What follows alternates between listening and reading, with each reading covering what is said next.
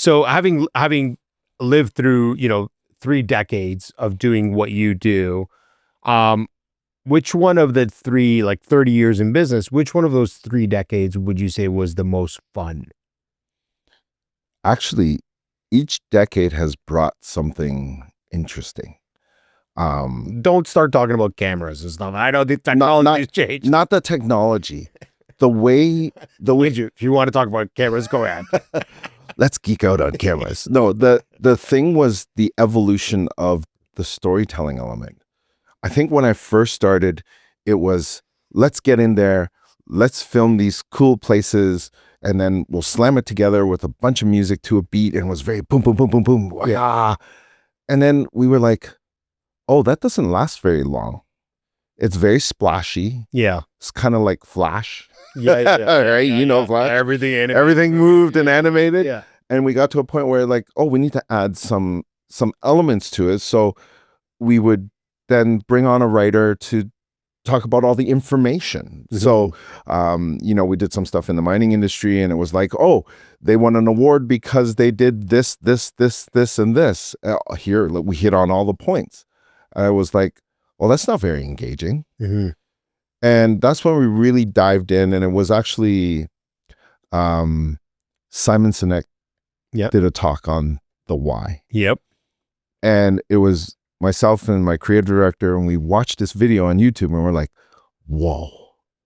It was like, poof, okay, we got to really look at why are we doing this? Mm-hmm. And then why are we doing this for our clients? Right. And that's when we dug into, we love movies. Well, movies all tell a story. There's a beginning, middle, and an end.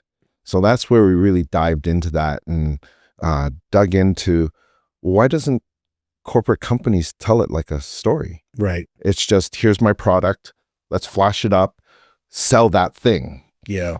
And we're like, no, why don't we change it and flip it on its head? And it took a lot. Of course. There were a lot of companies that were very resistant. Well, that's my product. You got to sell my product.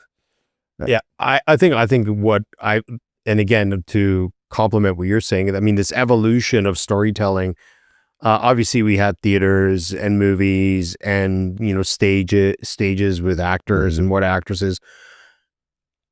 I mean, when you're talking about the video as a mechanism for marketing, I think the thing that resonates most with people, from my observation anyways, is when it's relatable to your life. Yes. You get what that thing is, as opposed to the hard pitch. Our product is great. Here's why. Here are the 8 bullet points. We have more storage. We have faster processors. We have faster cars, whatever it is. Our windshields are stars. Like, who cares? Like, exactly. How can I visualize this in my world? Right. And I think storytelling is a big part of that, because it's much more relatable.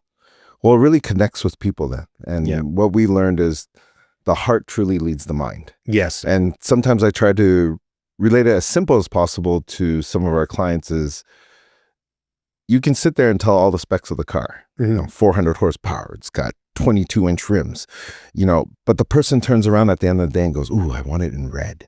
Yeah. I want red. So all of a sudden, those specs didn't matter. Yeah. It was actually the feeling that it gave that person when they were looking at that vehicle and the color and what it looked like. Yeah. One of my profs back 2 years ago, when I was still in university, he would always call it the dream. You have to position the dream. And in the case of the vehicle, the car, which we studied a lot back in university, was, the red car driving through the mountains, or the 4x4 going through the snow terrains. Yep. And it's like, the reality is most of us aren't going to take our 4x4s out to some mountainscape and go through snow. But the visuals and that storytelling and that dream of potentially doing that one day with that thing was what you're selling, right? And that's what great storytelling is creating that dream for individuals. And I think was the most challenging part when we started stepping into that arena. And because a lot of our work was in the corporate space, was to convince people, hey, instead of putting 10 people on camera, we're going to only focus on a couple of people. We're like, but we're a whole team. Right. But that's where we tried to say is when you find those stories from these key characters and what they bring to the company and why they do it, Yeah.